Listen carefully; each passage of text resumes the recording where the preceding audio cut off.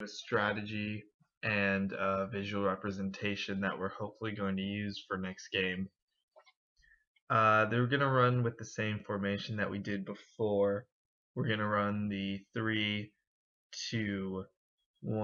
So you've got 3 fullbacks, 2 halfbacks or midfield, 1 center striker, and 2 forward strikers. With this formation, we should have a lot of an easier time trying to form up on defense and keeping their shots and scoring chances down to a minimal. It's a heavily stacked defensive formation. So if you're going to be back at defense, your jobs are essentially as defense to keep them out of the penalty area. We want to do everything we can to keep them out of this zone. This is where a lot of their shots are coming from, and this is where a lot of where their scoring are coming from. It's very hard for me to save any goal or shot that's coming from inside this area. So as defense, we want to keep them out of this area or not give them a chance to set up and shoot from inside this box. Another thing we want to do if you're at defense is not let them get in between you guys and make runs into the penalty area. So if you see one of the offense strikers trying to split you guys or go in between you guys need to back up and get in front of them as well. You want to stay between the ball and the goal. You don't want to let any of the other team get between you or get closer to the goal with the ball than you are. The easiest way to do that is to just, if you're, depending on where you are playing defense, is if you look over and notice that one or two of the strikers for their team has made a run or starting to push into the box, just move over and start contesting them in any way you can. Start blocking them, forcing them out, or not giving them a good chance. So ideally, we would want to force them wide, depending on where you need to go. But if we can't, we want to contest the ball. And basically not give them a straight walk into me because they have a pretty good chance of scoring in there. As well, there's no offsides in this league, so the defense, you want to just watch their strikers and stay with them. You don't want to push up the field if their strikers are still, hanging around near the goal trying to cherry pick. If you're going to be at the left or right halfback positions, what you want to do is you have a job of both supporting the defense on when we're under attack, and then also supporting the offense and starting to break out when we get the ball back and start pushing up the field. You want to essentially work on this type of line. You want to go straight back and forth and contest the middle if they're coming in to they're driving straight down the middle. But I'll show you that in a later defensive scenario. But you essentially want to work on this type of line, supporting the defense and supporting the offense at the same time. If you're going to be the center striker, your job is to essentially stay a little bit more high on the field than these halfbacks will be. So if the halfbacks drop down to help on defense, you would go down to about here and hold position so you could get the ball, move with the team. If the ball goes over here to this side, you would follow it down that way. If the ball goes over to this side, you'd follow it up that way. Essentially, you want to be the one guy high to get the ball and start turning and going. If you're the two strikers up here, your job is very simple. Your job is to stay, you never drop anything lower than about here for the field on defense. And then when we get the ball, your job is to drive toward the net, either taking it wide and crossing in or going straight at the net. Either one doesn't matter. Just go to the net and put a shot on net. Also, since we don't get that many offensive opportunities, I'd say every shot's a good shot. Shoot everything you can at the net. Now that I've kind of gone over what each position's job is, I'll give you a couple scenarios that might help us out for understanding.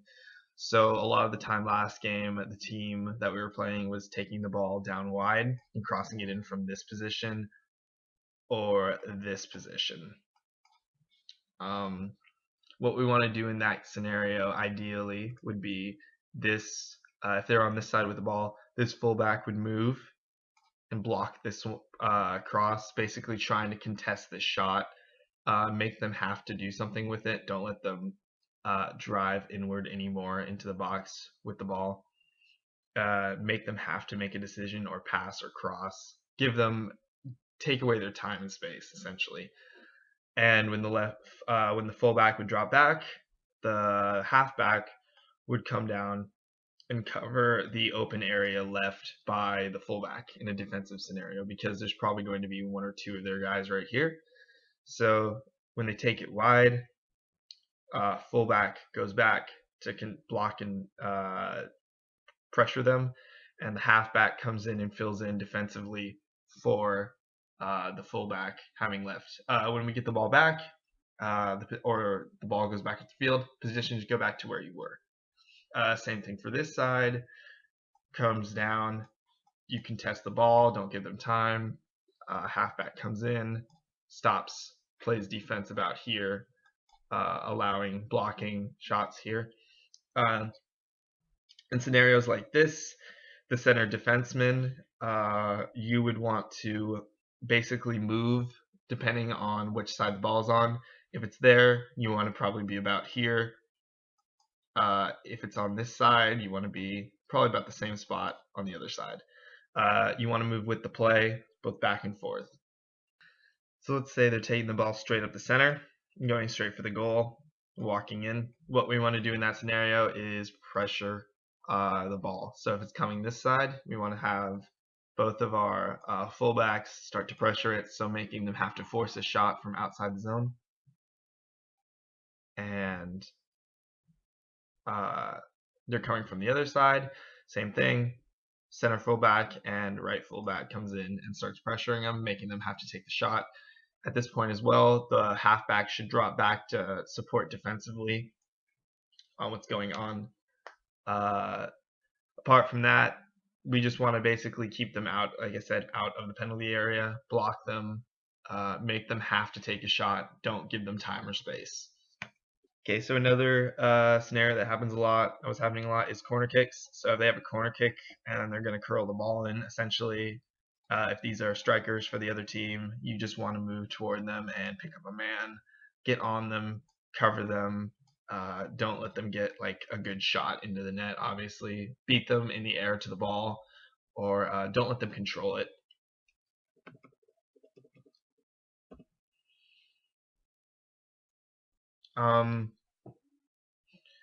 Apart from that, one last final defensive thing that I want to talk about is in the case of if they do get a cross in, let's say they come down the side and they get a cross in, and they cross it to a guy that's just right here.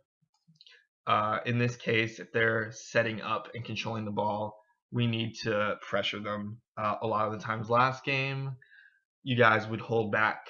A lot of defense would hold back a little bit and not pressure them, giving them time to set the ball and then shoot and pick a corner on me, which is incredibly hard to save. I'm probably not going to save it. So what we want to do is, like I said, take away their time and space. Don't give them time to set up and pick a corner. We want to pressure them, essentially. If we start to pressure them and make them have to do something, they're probably going to end up shooting it over, shooting it wide, or not getting a very good shot on me. Hopefully putting it straight to an area I can dive and get it, or right at me, or like I said, wide.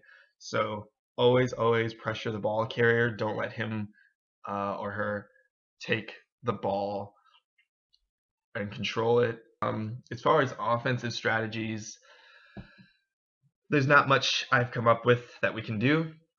What I will say for that is I have a pretty far kick that I think we can use. If I were to catch the ball and start taking it up the field, the one thing I'm going to do is try to kick it as far as I can. I can guarantee probably get it to about here with a kick.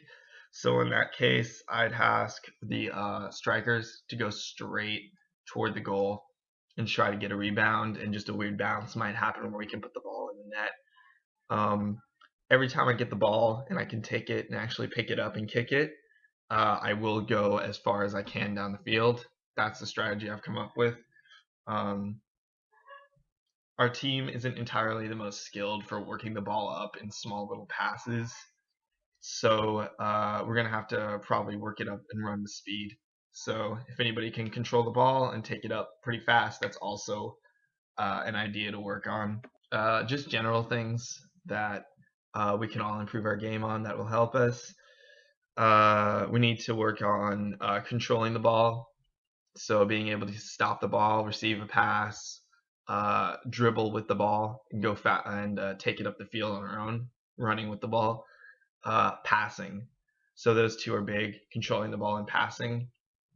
If we can work on those more individually, our whole skill level as a team will start to rise. We have a game at 6:40 tomorrow. I'll be at the field at around 6 for anybody that wants to come out and practice getting some touches on the ball and wants to see if they can want to run any drills with me. I'll be more than willing to show you guys a few pointers and try to help you guys out right before the game. Anybody has questions about what I said in this video, please let me know. If you have questions about a specific position that you are thinking of playing, let me know. I have a few ideas on who I'd want at specific positions, but nothing too permanent yet. Let me guys know again if you have any questions about anything I said. See you all on Wednesday.